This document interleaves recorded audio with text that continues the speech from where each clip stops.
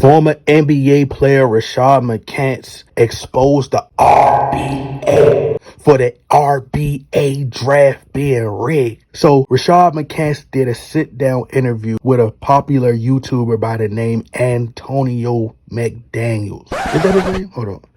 It's Antonio something. Hold on, let me look at this name. I'm not going to do that. I'm not. YouTuber Antonio. And the crazy part is, the nigga look like an Antonio. Yeah, Anton. Oh, my bad, Anton.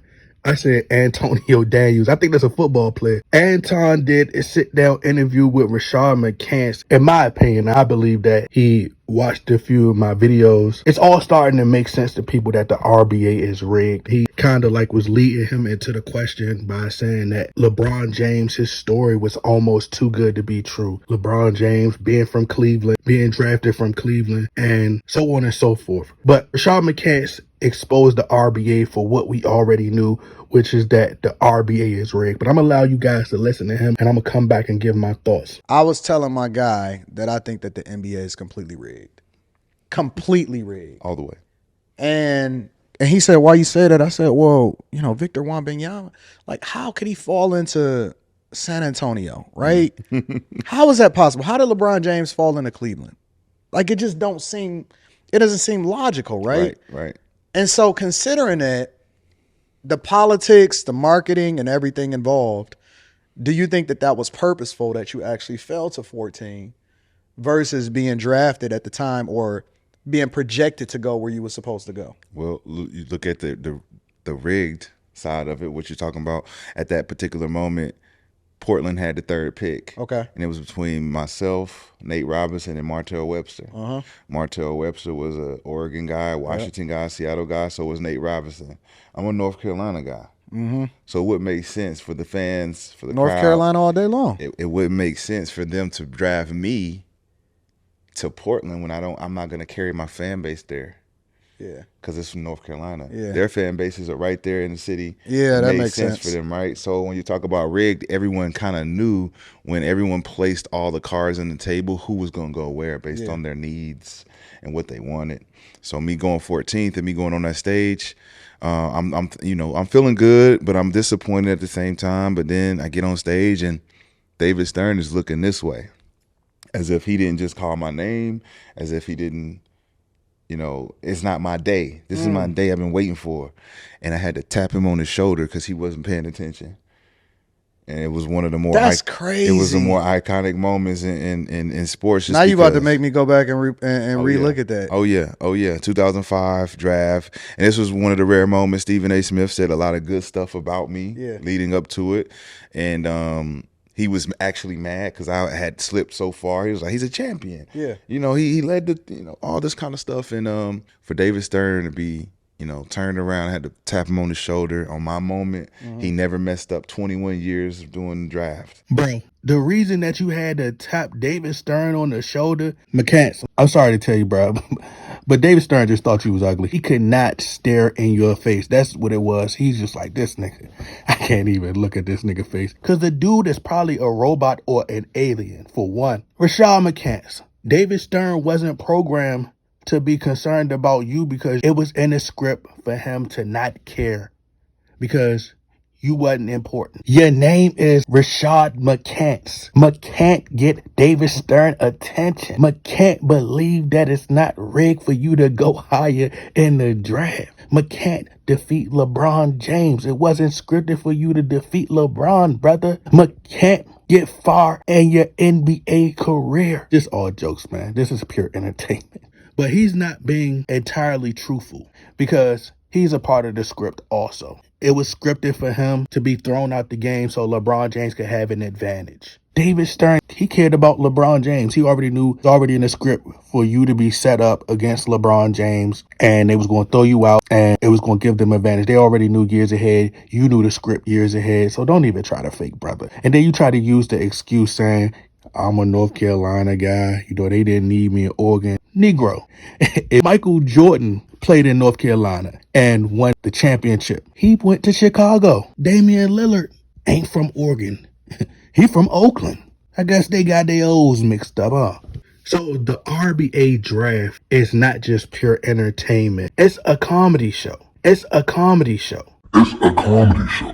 So what I'm going to do is we're going to go year by year with the RBA draft. Matter of fact, I'm not going to do that because that's going to take too much time. So what I'm going to do is I'm going to highlight the key players that were drafted in the previous draft years. I'm not going back to the slavery days. I'm not going back to the Jim Crow era, the civil rights days, the 1984 draft, ladies and gentlemen. Now, the first joke was the fact that the Portland Trailblazers took Sam Bowie over Michael Jordan. Like, that's merely laughable. That was all by design. Michael Jordan was a manufactured player.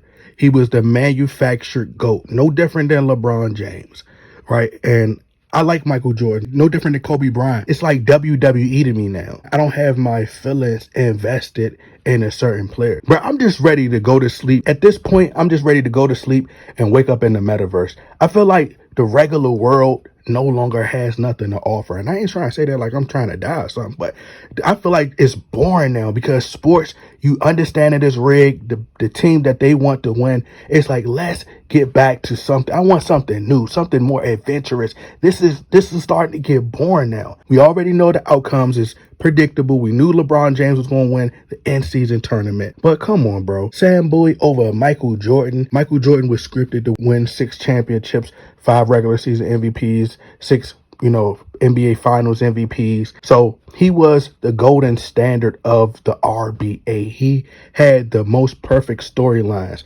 The Jordan brand. They sold the Jordan brand to the black community. They bought his shoes. It's just basically like a chain effect. It's like a domino effect. And money is what makes the world go around. It's a distraction to keep us talking. We need it to survive, so on and so forth. So as long as the black community bought into the idea of Michael Jordan and, him being sold as the greatest player of all time, we'll buy his shoes and they keep the world going around in circles. So you think that the Portland Trailblazers are going to make the same dumb decision twice? So they passed on Michael Jordan, then they passed on Kevin Durant for Greg Oden, LeBron James' twin brother. Houston, and then Portland. It's like, why would you pass up on Michael Jordan? If Michael Jordan has a lot of upside, he's projected to be one of the greatest. It's like, you have to have some kind of understanding. Pass up on Michael Jordan. Michael Jordan goes 3. Let's move on to the 1996 NBA RBA draft. That's the first thing I got to address.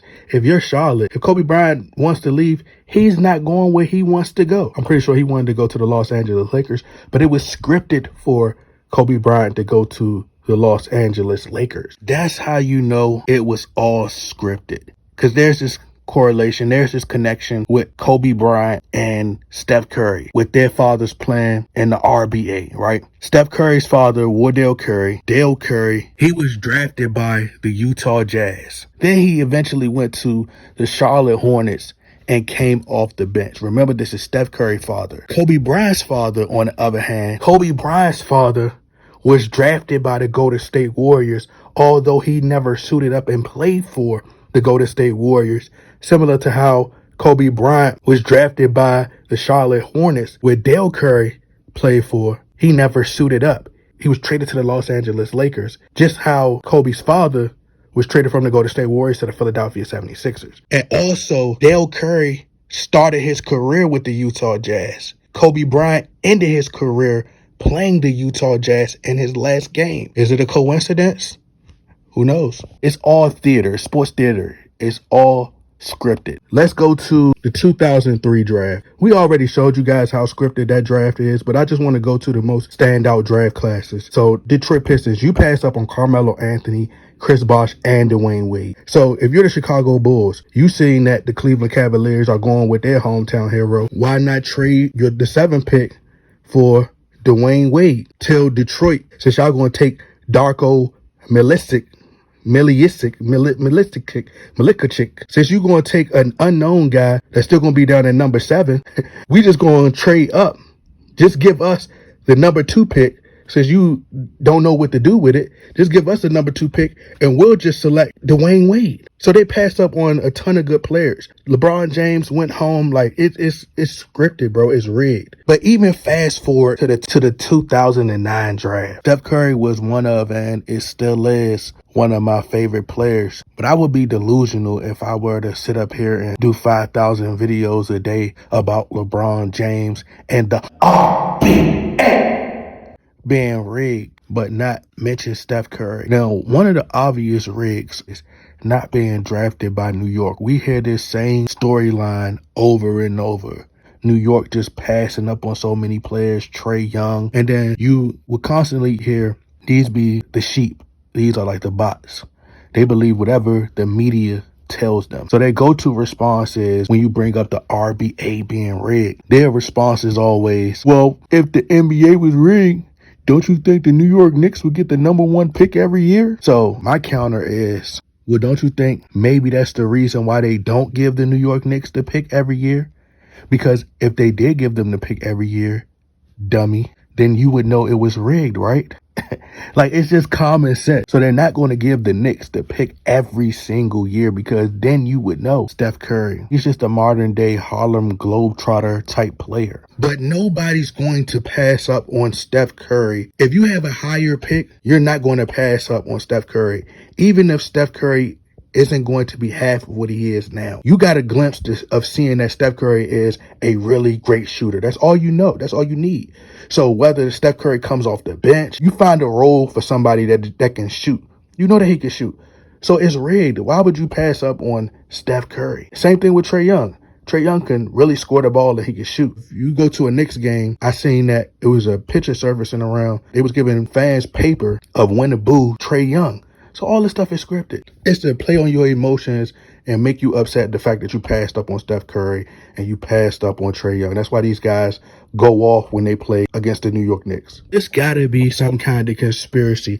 I'm looking at the 2011 draft, right? You got Kyrie Irving that went #1. And the Cleveland Cavaliers had the #1 pick and the #4 pick. These guys was just getting picks falling out of thin air. It's almost like they was calling David Stern personally and asking, hey, David Stern, you got an extra pick that's just laying around? Send us the extra pick. Like, that's how the Cleveland Cavaliers was just getting picks. Like, it was like teams was just willingly giving them picks. Like, it was like they could just go to the Salvation Army and just go get a pick for the low. And then to think, y'all took the wrong Thompson. They took Tristan Thompson. No, you supposed to get Klay Thompson. Klay Thompson, what? #11. But it was scripted for Klay Thompson to go to the Golden State Warriors to form this backcourt splash duo. The Splash Bro duo. The Splash Bro duo. All these teams passed up on Klay Thompson, bro. Klay Thompson was still a decent shooter. He wasn't the premier shooter that he is. None of the players, were the premier players that they became. But you could just look at somebody and be like, oh, all right, he could shoot that. Like, anybody that could scout that got talent, they'd be like, all right, well, we know that he could play. But Tristan Thompson was scripted to play with LeBron. Could you imagine building a team with Kyrie Irving and Klay Thompson and then LeBron James joined? Like, come on, bro. Now, you could tell the 2012 draft class was rigged as well. The New Orleans Pelicans got the #1 pick. Remind you, this is, I think, right around the time when they had just traded Chris Paul. But the 2012 draft, bro, like, Charlotte passed up on Bradley Beal. And what do you know? The Cleveland Cavaliers got Dion Waiters, bro. Once again, how did these people get a 4th pick in a 2012 draft, bro? Cleveland just kept getting draft picks. They got 2011, 2013, they got the #1 pick. 2014 got the #1 pick. It's like, bro, can you believe back in 2017, these fools took Lonzo Ball?